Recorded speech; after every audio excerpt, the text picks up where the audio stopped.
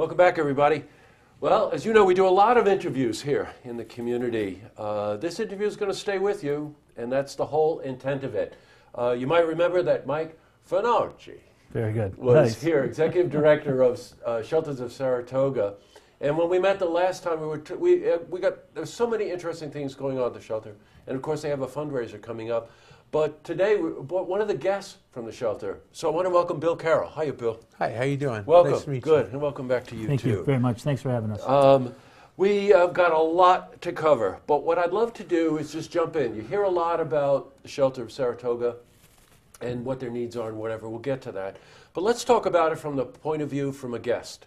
Let's talk about it from the point of view who's somebody who has experienced the services and the support systems from the shelter. So, Bill, that would be you. Yeah.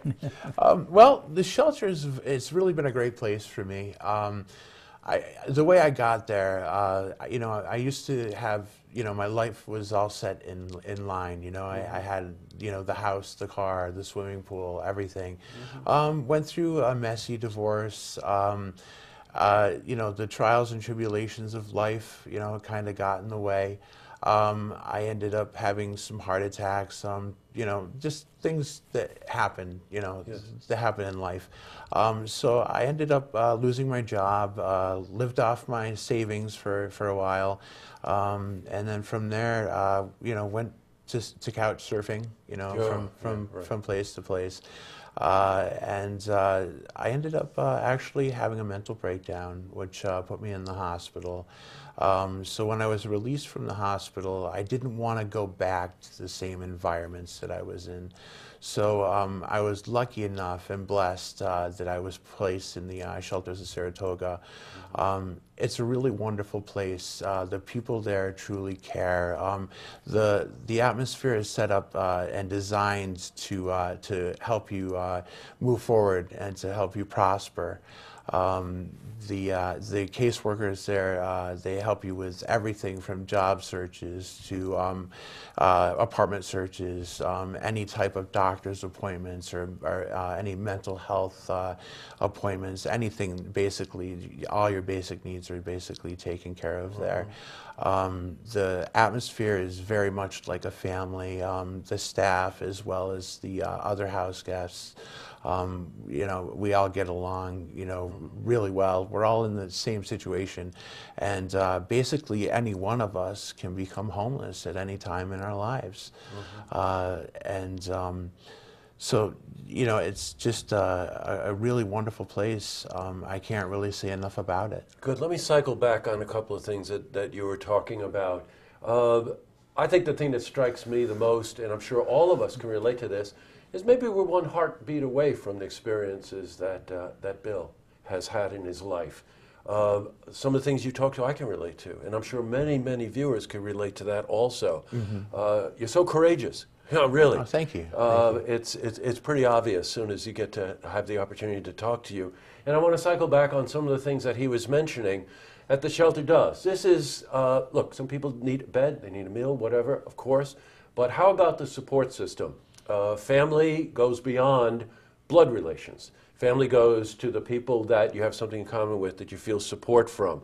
And I remember this, Mike, from the last conversation we had, the whole idea that someone arrives at the doorstep, that they get the kind of support that they need, not only in the immediate shelter issues, but in job training, in medical assistance. There were some transportation things I remember the last time that we talked about, career counseling, education. Well, this is all meant to say people are valuable, let's help them get their legs back under them and resume life. Yeah, right? exactly, yeah. Mike, from your perspective. Well, as when we were speaking before, every individual who walks through that door has some type of potential.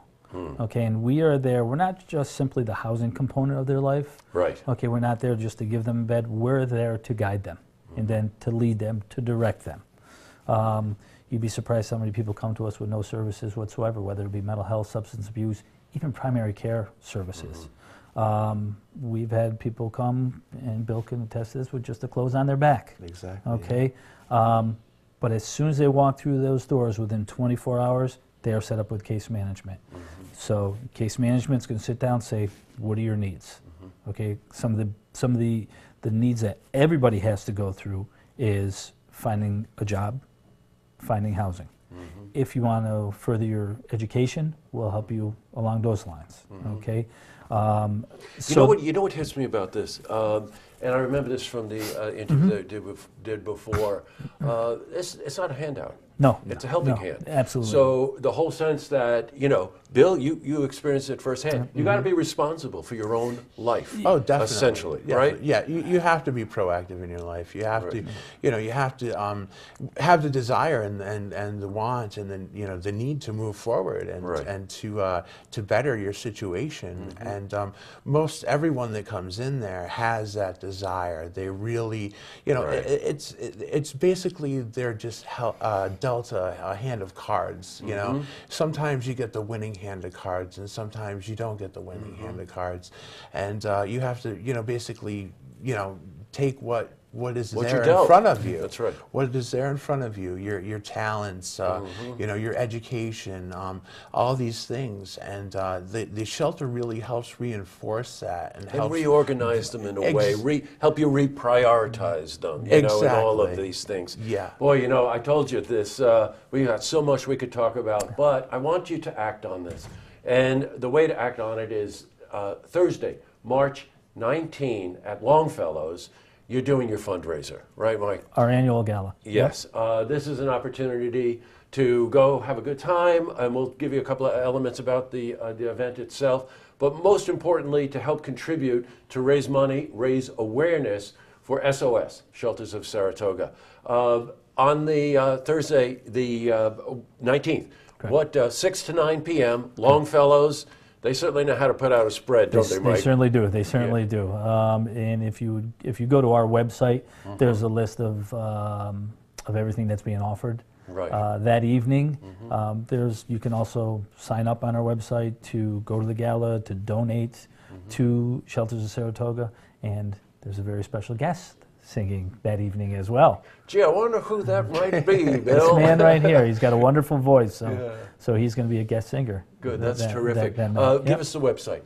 It's www.sheltersoфsaratoga.org. .org, right, good, and we're going to send people to our website. Great. So the event is on the 19th, which is a Thursday night, at Longfellow's, right outside of Saratoga here, right off exit 14, 6 to 9 p.m., Great food, great music, and your money, I don't think, can go to a better cause. So, at any rate, you know what you need to do on Thursday the 19th. Thanks, Bill. Thank you Pleasure very much. to meet you. Nice to meet you, too. Michael. Thank you very much for having us again. Thank you so much. We appreciate it. To see this interview again, you can head to our website, looktvonline.com.